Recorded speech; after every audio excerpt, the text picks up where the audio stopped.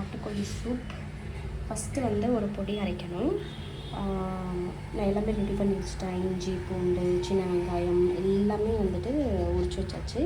So அது பண்ணுறதுக்கு முன்னாடி ஒரு பொடி வந்து நான் வந்து ஃப்ரெஷ்ஷாக வறுத்து இடிக்கல்லில் இடித்து நுணுக்கி போடுவேன்.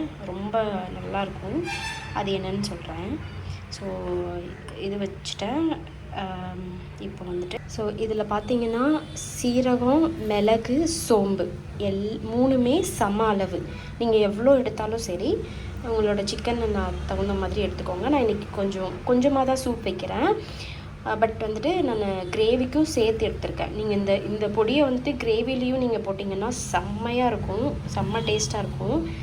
சீரகம், மிளகு, சோம்பு மூணுமே சம அளவு. எப்போ எடுத்தாலுமே சம அளவு எடுத்துக்கோங்க. எடுத்துகிட்டு நல்லா ட்ரை ரோஸ்ட் பண்ணிக்கோங்க.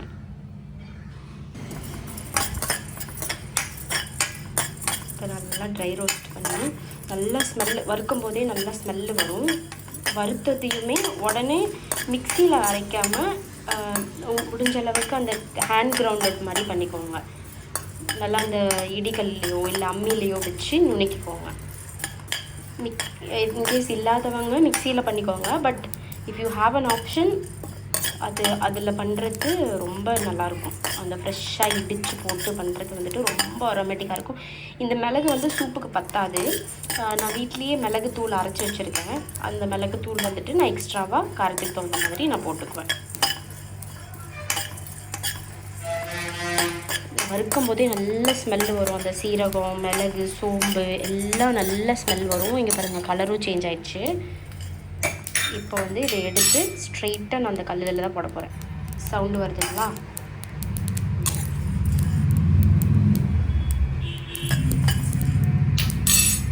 எடுத்து அப்படியே ஸ்ட்ரெயிட்டாக இதில் போட்டுருவாங்க.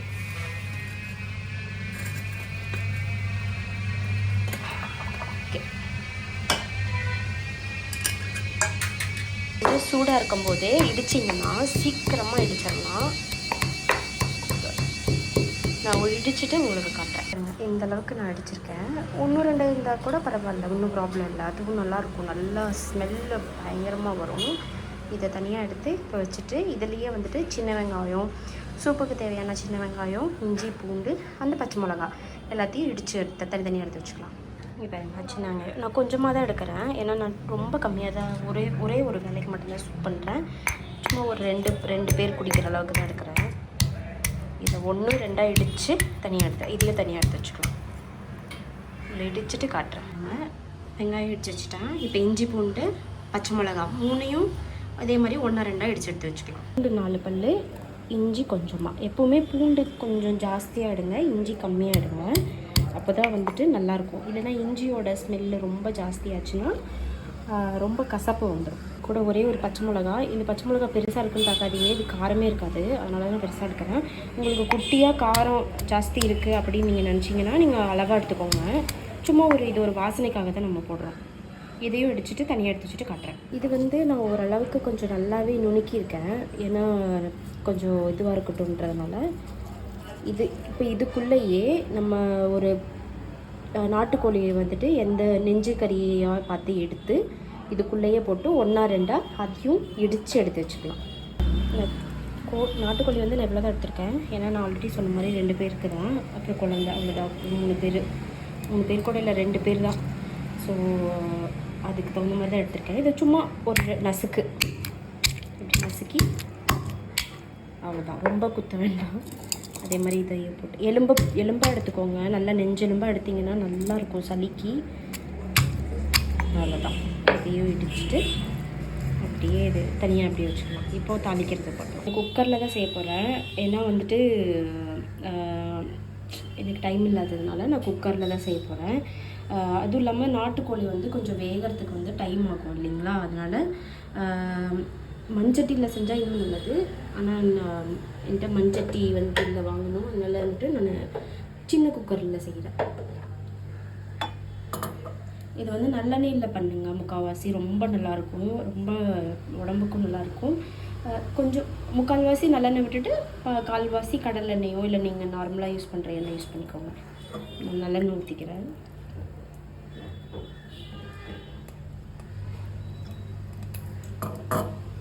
கொஞ்சமாக கடுகு, கொஞ்சமாக சீரகம், இடித்து வச்சா வெங்காயம் அண்ட் கருவேப்பிலை ரெண்டுமே போட்டுருக்கேன்.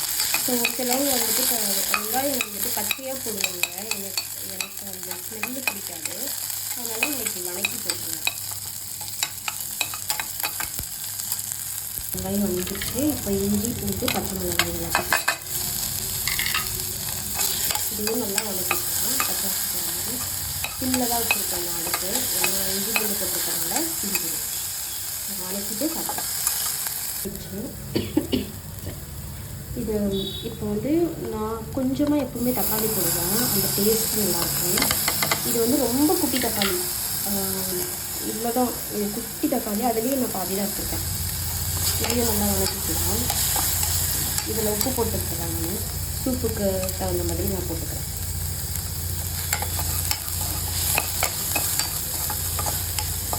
இதை வதக்கிட்டு உங்களுக்கு காட்டுறேன். தக்காளி வந்துச்சு. இப்போ நம்ம இந்த பொடி அரைச்சி வச்சோம் இல்லைங்களா, இதில் வந்துட்டு நான் 1.5 ஸ்பூன் போட்டுக்க போகிறேன். இதில் வந்து பாதி போட்டிருக்கேன். இது வந்து நான் கிரேவிக்கு வச்சுருக்கேன். இதில் வந்து பாதி நல்லா போட்டு வதக்கி விட்டுருலாம். இப்போ கறி எடுத்து போட்டுக்கலாம். நான் கறி போட்டுட்டேன். இதில் லேசாக மஞ்சள் தூள் கொஞ்சமாக போட்டுக்கலாம். ஆல்ரெடி கோழிக்கு மஞ்சள் தூள் போட்டு கழுவியாச்சு. சும்மா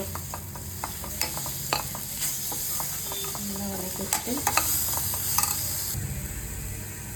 வீட்டில் அரைச்ச மிளகுத்தூள் பெப்பர் பொடி 1 2 2.5 இது பார்க்குறதுக்கு ஜாஸ்தியாக இருக்கிற மாதிரி தான் இருக்கும். ஆனால் காரமே பார்த்துருக்கோம். மறுபடியும் இங்கே மேலே பெப்பர் தூவி குடிக்கிற மாதிரி தான் இருக்கும். தண்ணி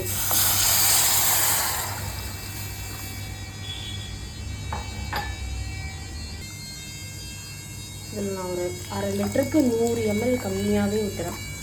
இது 200 ml, நான் ஒரு 300 ml ஊற்றிருக்கேன். இது நல்லா இப்போ கலக்கி விட்டுட்டு ஒரு கொதி வந்ததுக்கப்புறம் உப்பு பார்த்துட்டு அப்புறமா மூடி போட்டு ஒரு 3 விசில் விட்டதுக்கப்புறம் நான் உங்களுக்கு இறக்குனதுக்கப்புறம் காட்டுறேன். கொஞ்சிச்சு நான் உப்பு கரை பார்த்துட்டேன், எனக்கு கரெக்டாக இருக்குது. இதை மூடி வச்சு 3 விசில். அப்புறம் சூப்பர் டீ ஆச்சு.